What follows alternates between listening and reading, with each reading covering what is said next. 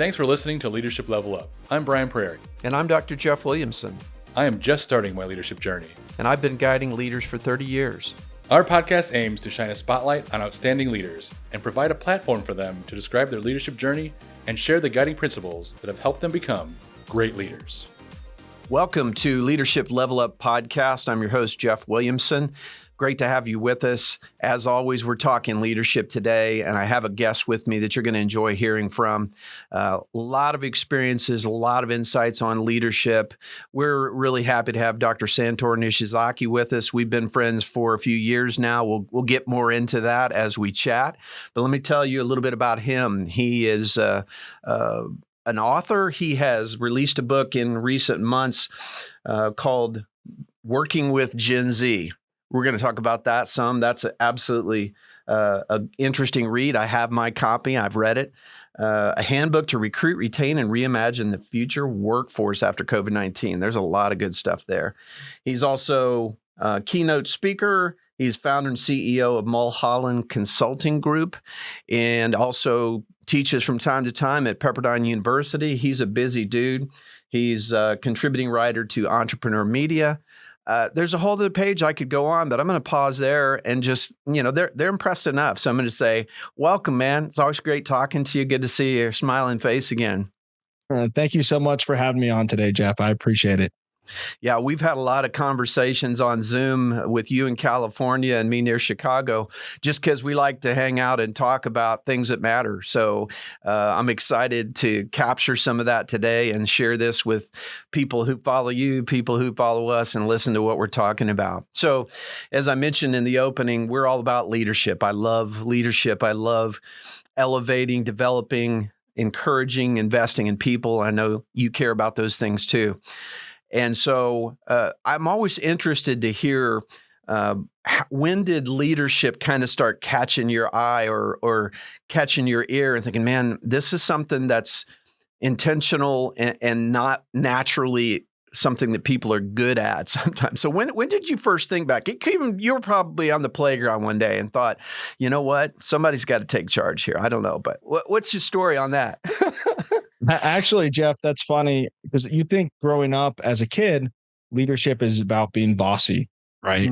Being the one that's telling everyone. But I actually never really saw myself as a leader probably until my senior year in high school. I had my leadership epiphany, which was I played volleyball in high school and I was elected to be the team captain. And I remember it was a preseason game and we ended up losing. I had a great game, a lot of good stats. And in California, volleyball is actually popular. I don't know if it isn't anywhere else in the world. It's worked its way here. It's gaining some popularity in the Midwest. Okay. We used to play on the beach and stuff during summer. It was a lot of fun. And I remember my stats didn't matter because we lost the game. And that was when I had an epiphany and realized my job has shifted to being one of the best skill players into being a cheerleader, being a coach on the court and helping our team win. Because I like winning more than anything. I mean, Jeff, my number one strength is competition. So to me, winning, being first, if you're not first, you're last. More now as I got older, it's become more internal, right? On personal and professional development. But back then, I like winning more than, and it was, if I had to sacrifice my stats to focus more on my team, I realized that. And that's what leadership is. It's all about lifting others up around you and putting yourself as secondary. Yeah, when we understand it's a we thing. And then what I heard you talking about some there too, although you didn't say this specifically, is you took on that responsibility that, you know what, if I have less of an individually huge year and we win every match, I don't care. Yep. Yeah.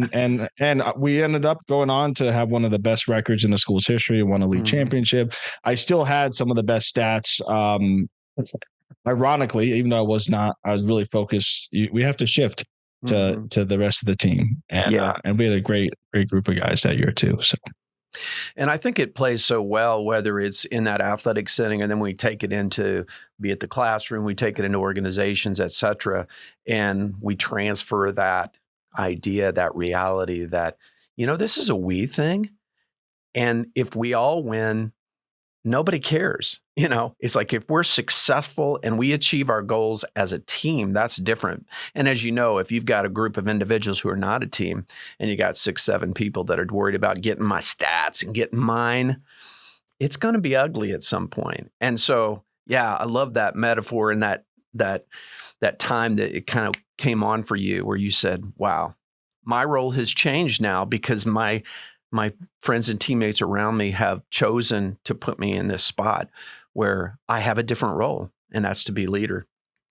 Very cool. That also, was having our team watch film on our own and doing things on our own to make sure that we got there. And like you said, winning, or it could be from an organizational setting, achieving goals, sales quotas as a team. How can we use each other's strengths to help win? And that's in my lens. Everyone else might have different types of lens, but as competition as number one, that's the way I see it. Yeah. Well, I have to say my number one is maximizer. So, in this space of teacher, trainer, coach, educator, that goes so well with help and lift other people up, which to me is what leadership is about. I mean, leadership is influence, and the ways that you and I can influence people are going to be different. But man, we can make that music play together and be the best us that we are.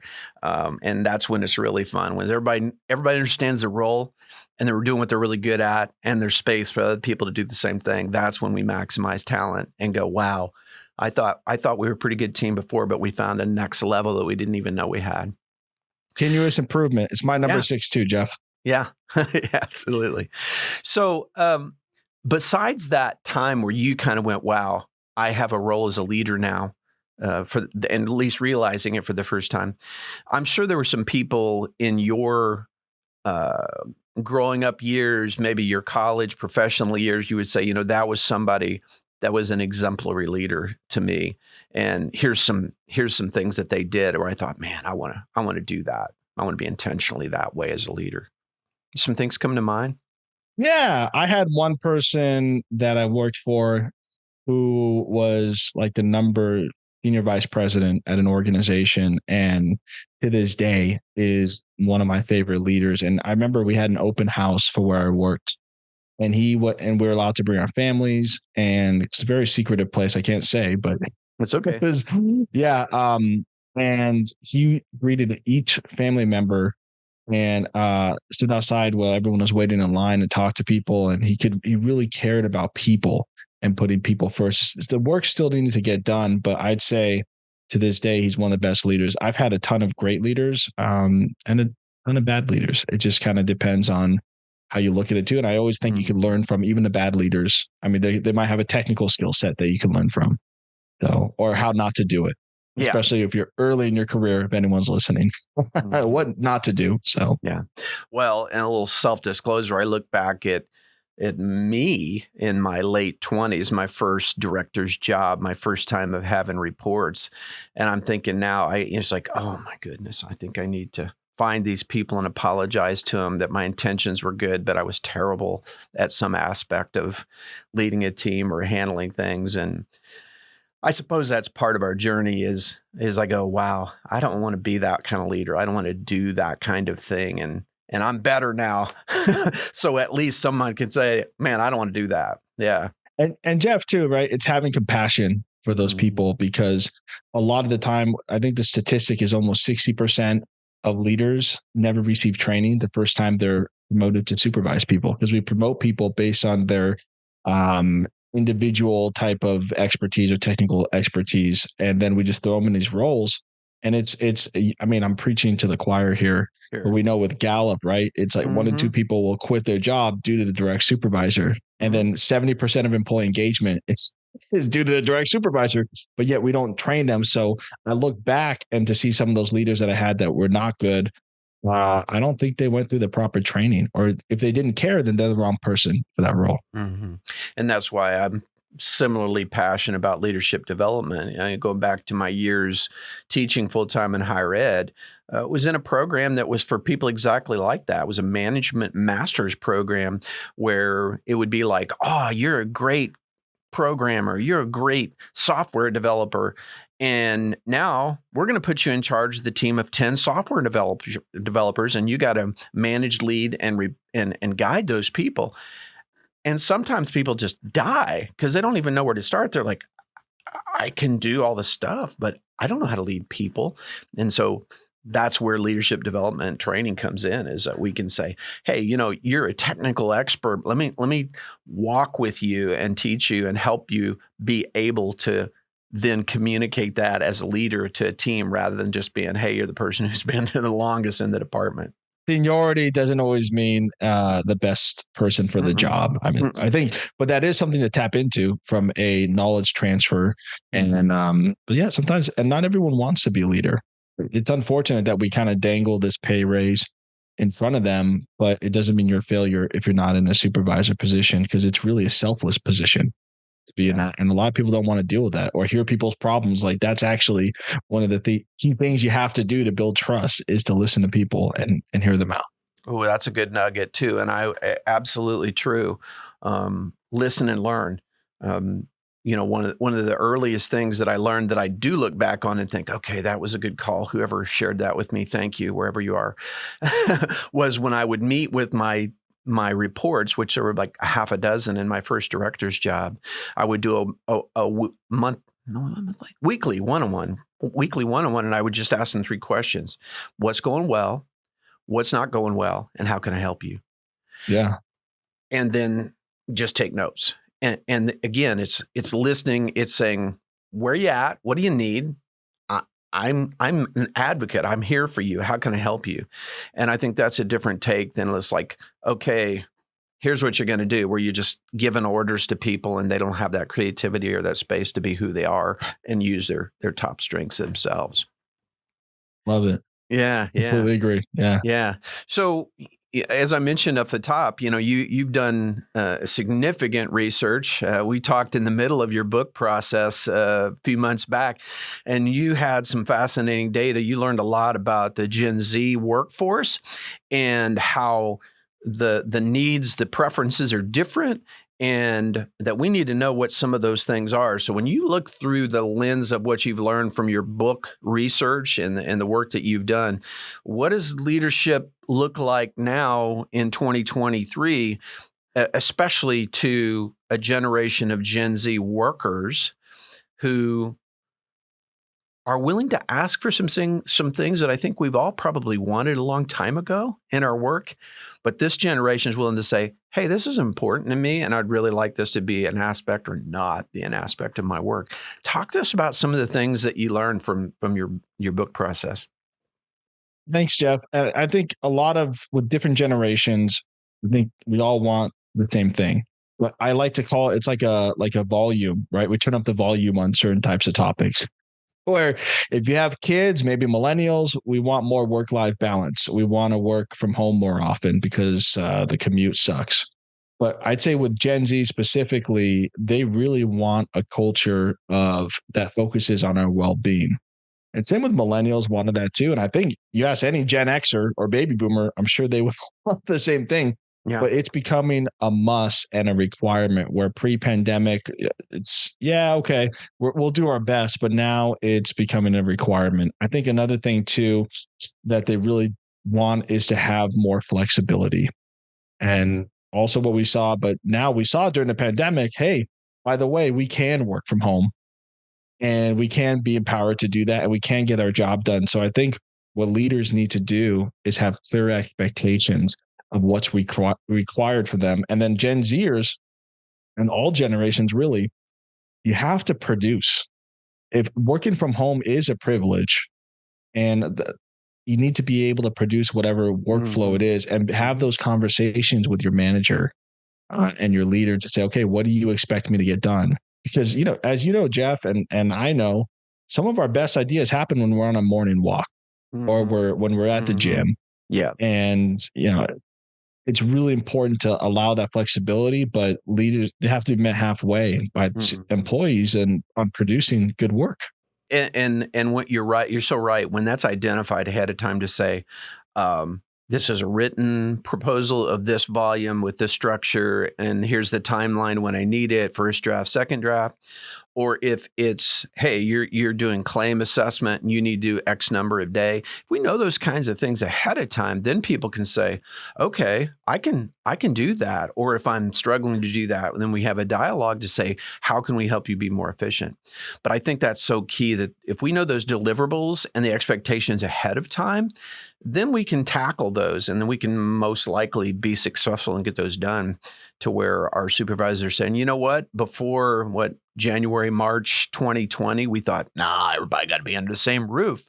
Where now we're like, yeah, sometimes we do. Sometimes that's fantastic just because we enjoy it. But look at all the things now that we've been able to do because we had to.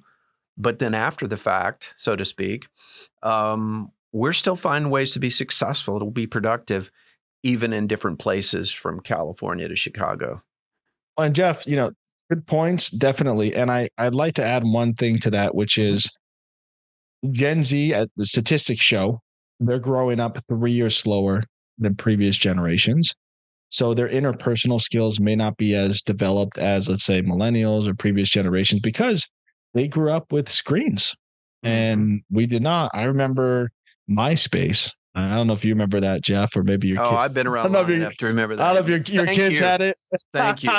Yeah. Thanks for making me seem that young. But all those. I remember dial-up. Let's music videos. Okay, I remember that too. Remember, someone's on the phone. It's like, get off the phone. I need to do something. Yeah, I remember when DSL came out. It was like a godsend. And so, looking at if you grew up communicating via text or social media, we need to be. There's a lot of practice this generation needs, and some of them are fantastic, right? We don't want to stereotype an entire generation. These are just some of the trends that or common themes that we've seen. But they actually want more time. Some of them want more time in the office.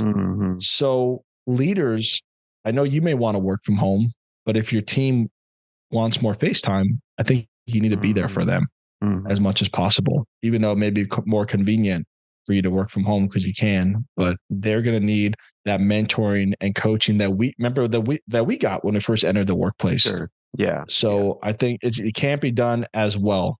It can be, but not as well on Zoom because there's a lot of things, and people are multitasking when they're on Zoom or Teams, or they don't even have the cameras on. Jeff, have you been on a lot of calls during the pandemic where people don't turn the cameras on? Oh yeah, and that drives me crazy, to be honest. I'm just like, man, if I can't see you, I don't even know if you're there. Yeah. It's hard to even read emotions. It's almost like a one-way communication. So yeah, I would advise leaders to be available in person as much as possible. And our research found that about 3 in 4 Gen Zers want a hybrid work schedule. Yeah, I think hybrid is really the future of work. I think we just need to be intentional on how we schedule time in person. What are we doing? I mean, how many meetings can we cut out? How can we minimize lack of productivity? Because so Jeff, you're in academia. How much time is wasted on meetings or committees to talk about meetings? Oh my goodness. One of my previous locations, not where I am now.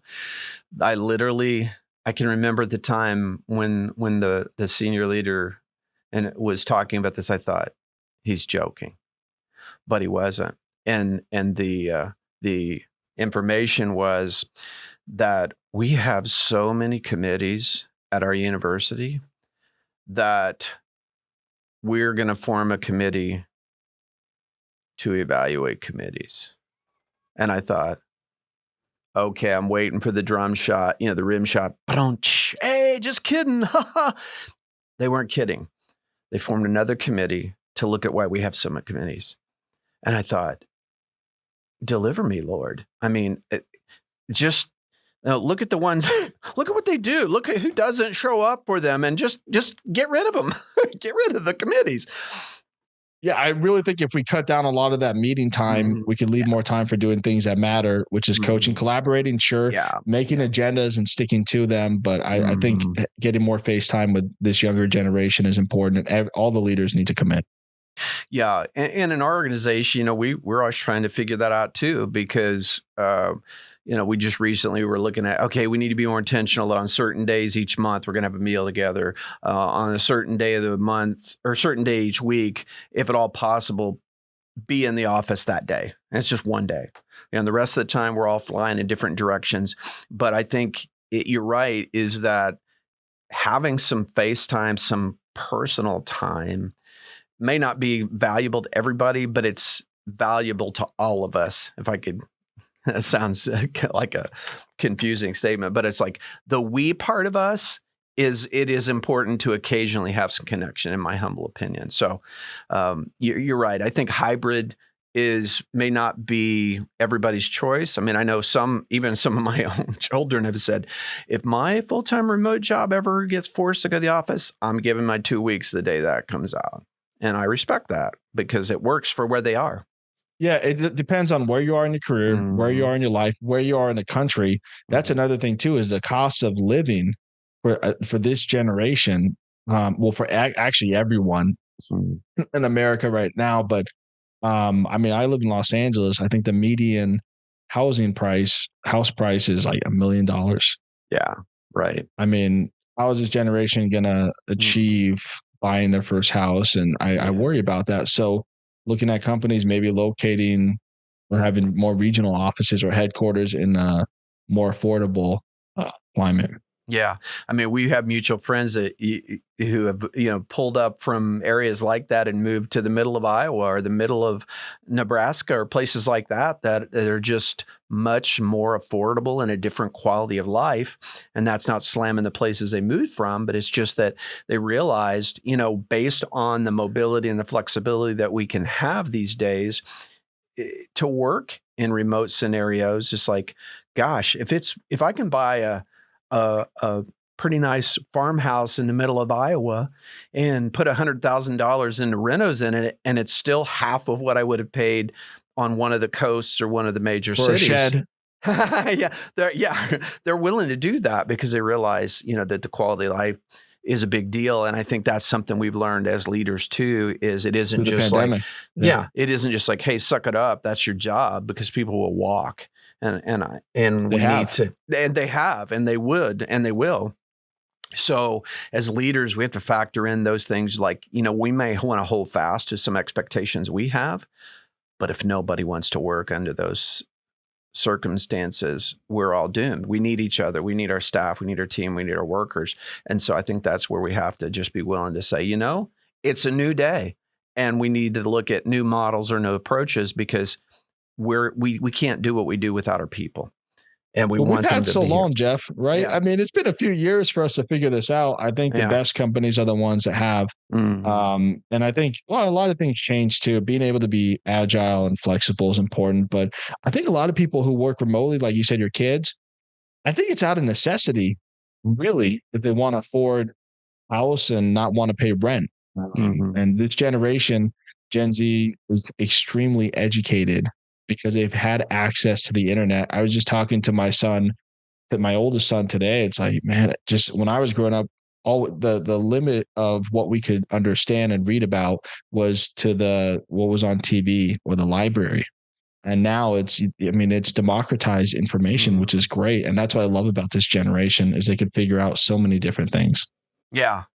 And grew up with Google, right? So I so many times I'll be in a conversation and I'll say something that might just be my personal opinion, and I'll see my wife or my kids are like, I don't think so. Yep. They're going they're going to Google it. They're going to go, that's not true. What you just said, I found it, On that point, though, I think this is important for Gen Z to understand, and what as older generations we need to help them with is to help them discriminate from what's good information and what's bad information. That's really important, because you don't want them research, really. And that's, I think, one of the advantages of college. And I guess we're a little biased, Jeff. I think we, as educators, we could do better as far as preparing them for the workplace. But and that's a program that I've actually helped launch at one of the schools I teach at. But I think that's when we do research, we could find out really what's a good source and what's not. Someone's influencer's Instagram doesn't count or even on, there's studies. Have you seen that, Jeff, on TikTok, of how Gen Zers are self-diagnosing, I'm this and I'm that, based on TikTok. That's, you have to go to a mental health professional to get diagnosed. And so I think it's important of the fake information out there that older generation, we need to help, because they may go cite a source that's not good and then cite that to a client, and then it's going to make us not look good as a company. Right.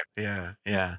So I don't want to neglect to give you a chance to talk a little bit about your own podcast. You have a podcast as well called The Zillennial Leader. I love how you blended millennial and Gen Z together. Talk to us about that. Where did that start? And what's some of the things you've discovered as you've hosted that?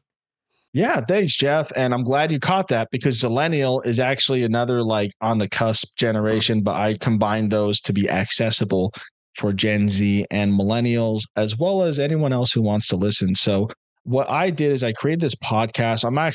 It's actually a preview of one of my next book, which is a how-to guide for first-time and emerging leaders. I wanted a little bit of a newer approach and something that's more, I guess, relevant and current today. I love the classics, but I wanted to kind of hear from Gen Zers and millennials what they think about leadership. Really millennials, but some Gen Zers mixed in. So it's all about how we lead ourselves, how we lead others, and how we lead within organizations. And we even had the CNN Hero of the Year on our podcast, and she's doing some amazing work in Africa, and then an Olympic medal winner and a couple others. I'm hoping to start recording season 2, but probably won't happen till next year, because it's going to be a while. I'm working also on a book about mental health in the workplace in post-pandemic with a clinical psychologist and a psychiatrist. So that's we already did a study, and to be continued.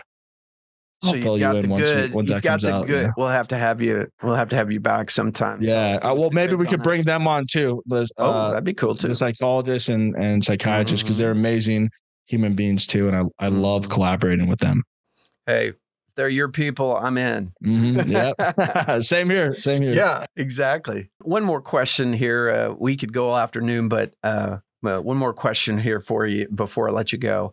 I always enjoy asking those of us who've had a few more laps around life's track, so to speak. And you're way younger than me, just for the record. But when we look back to, say, a 21-year-old Santor, what advice would you give now to that 21-year-old guy that was you back then?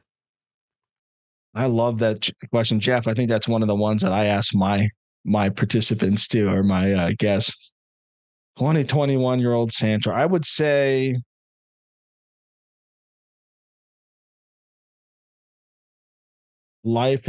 your career is not a complete straight line trajectory. And that goes for everyone in here. I mean, I still don't know what I want to be when I grow up. I think it's an author. I don't know. It could be a TEDx speaker soon. But just be patient. I think patience is one of the biggest things, and really get a chance to build relationships with folks. I did that naturally because I have woo as in my top 10, winning over others, strength. But yeah, there's not a straight line. And also, I didn't even get my first mentor till I was probably 24 or 25. So get a mentor earlier. And that's something that I've instilled with my mentoring, with my undergrads. Is one of the classes they're required to have a mentor every semester. So get a mentor earlier. Yeah. So, and I have an article I could share with you later, Jeff, on I said it's like mentoring lessons learned from Cobra Kai and the Karate Kid. So I could share. I wrote it for Entrepreneur. I like that. And it's for Gen Z. It's for Gen Z. Yeah. So I could share the article if you want to put it in the. Please do. Yeah, we can drop it in the feed. I'd love that. Well, man, that's a good thought for us to land. Get yourself a mentor, and have people around you who can speak into your life and your journey that maybe have some experience you've not encountered yet. So, man, that's a good parting word from you. Thank you so much for coming on and being with us. Always a joy to talk to you, and we'll look forward to the next time. Thank you, Jeff. I really appreciate it. You have a great day. Thanks so much. Thanks for listening to this episode of Leadership Level Up. Please subscribe so you don't miss future conversations with great leaders.